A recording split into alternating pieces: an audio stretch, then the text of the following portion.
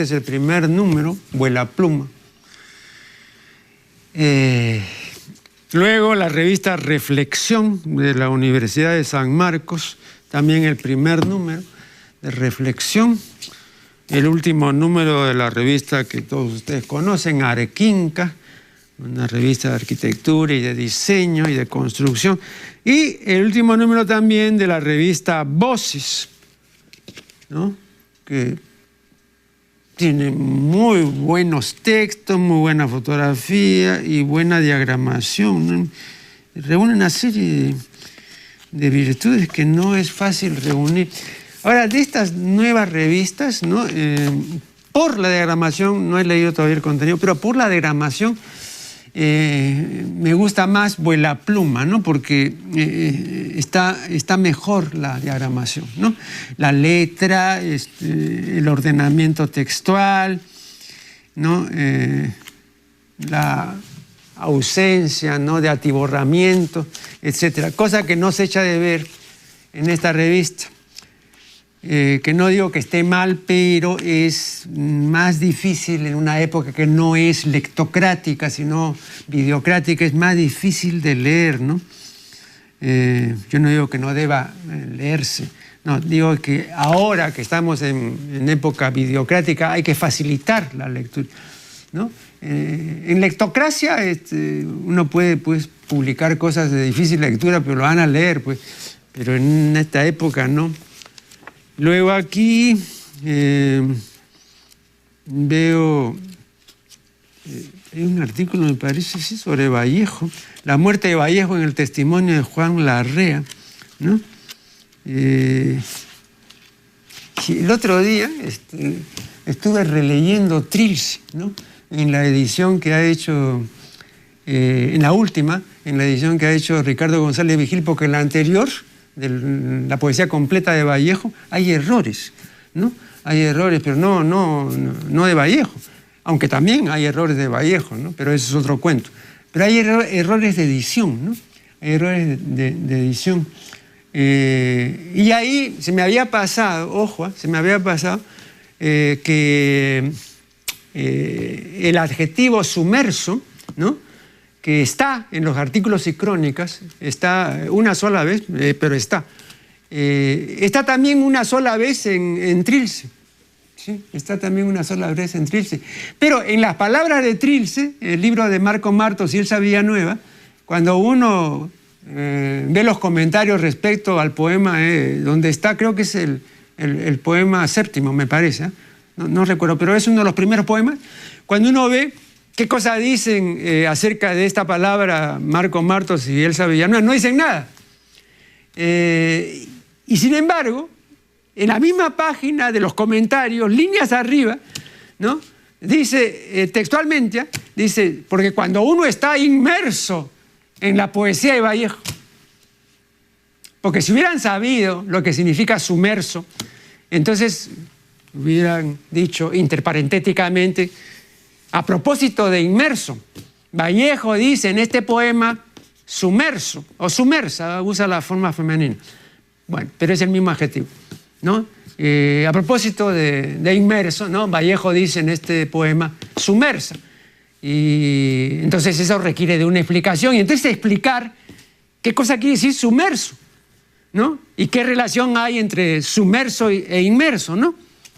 Bueno, yo digo esto porque yo me he dado el trabajo de hacer esa relación y tengo un artículo al respecto y lo voy a publicar en mi columna de los lunes en El Comercio, ¿no?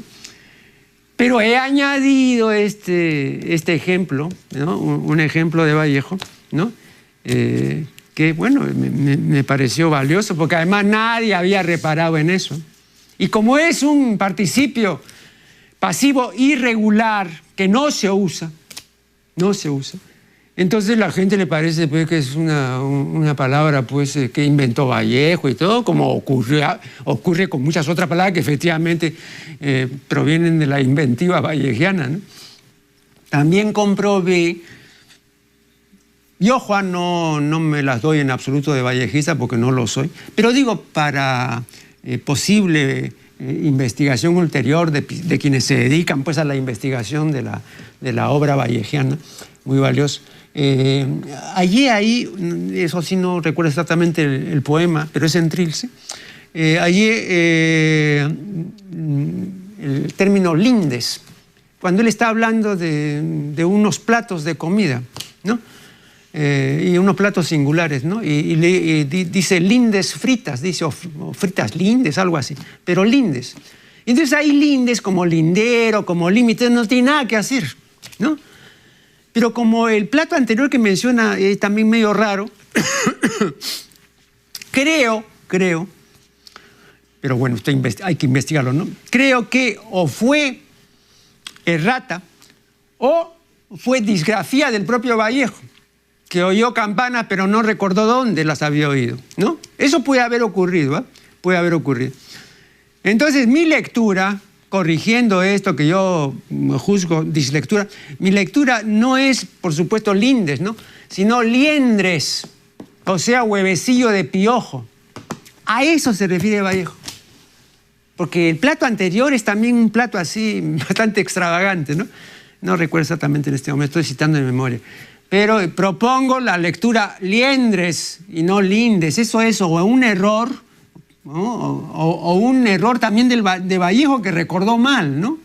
Vallejo o a propósito a veces, ¿no? Porque ustedes recuerdan en Trilce, él hace lo que quiere con una serie de palabras, ¿no? Dice busco, y lo pone pues con V, ¿no? Y volver, y pone volver con B, etcétera, ¿no?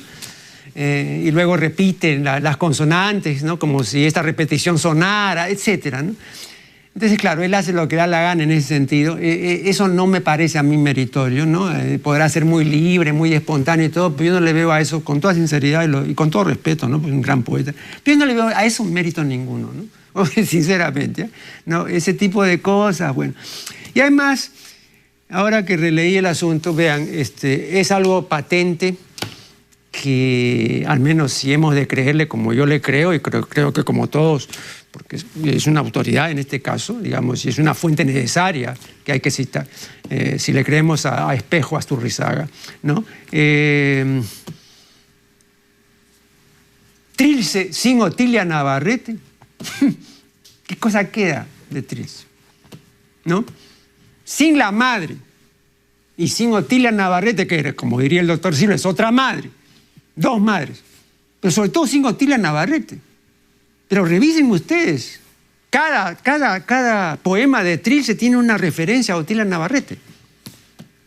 No directa, ¿no? Pero en situaciones donde él había tenido pues problemas amorosos, etcétera. Ya es una cosa muy conocida, no voy a entrar en ello. Con Otilia. Entonces, lo que yo digo simplemente es esto, ¿no? Esta sería la parte, digamos, anecdótica, como me decía Alberto Escobar. Sí, pero la parte anecdótica también tiene pues ahí una preponderancia que en este caso me parece manifiesta, ¿no? Bueno, pero en fin, digo esto porque me pareció interesante. Bueno, aquí en este libro de la Católica, ¿no? Que se titula... Uy, ¿a dónde está el libro de la Católica? Esto. Entrevistas humanas, ¿no? Es una publicación del taller de creación, pues, que dirige Abelardo Sánchez León, ¿no? Entrevistas humanas, porque dice Abelardo que así pues como Vallejo habla de los poemas humanos y como hay poemas humanos y entonces todo lo humano no nos debe ser ajeno, ¿no? Entonces pues entrevistas humanas. Muy bien. Dice, las entrevistas que forman parte de este volumen surgieron con relativa facilidad, pues la mayoría de alumnos escogió a personas que tienen una vida interesante, que han llevado adelante una trayectoria tenaz o que tienen ideas o posiciones originales. En el taller se hizo una gran división, entrevistas coyunturales de ideas por un lado y entrevistas de vida, de largos trancos de vida.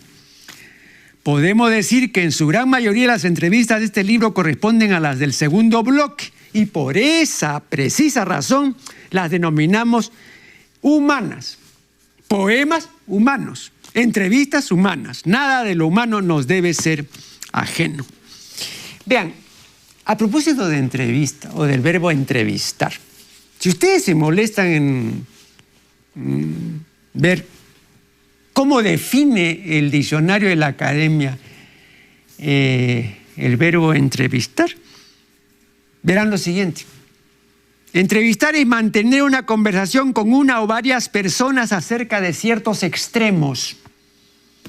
Eso es entrevistar. Mantener una conversación con una o varias personas acerca de ciertos extremos. Ustedes inmediatamente se preguntarán, ¿y qué tienen que hacer aquí los extremos? ¿Por qué dice la academia extremos? La academia dice extremos, y con esto termino. Voy en el programa siguiente a seguir comentando este libro, porque es un libro interesante. Ahora el tiempo ya prácticamente se ha vencido. Entonces lo que quiero decir es esto. Con la palabra extremos se denota, y esta es la séptima acepción de extremo, materia o asunto, tema o cuestión. Eso es extremo. Entonces por eso la academia dice que entrevistar es mantener una conversación con una o varias personas acerca de ciertos extremos, o sea, acerca de ciertos asuntos, de ciertos temas, de ciertas cuestiones. ¿Lo sabían? Supongo que no lo sabían. Bien, eso es todo, pues, por lo que concierne a la presente edición de La Función de la Palabra, y será hasta la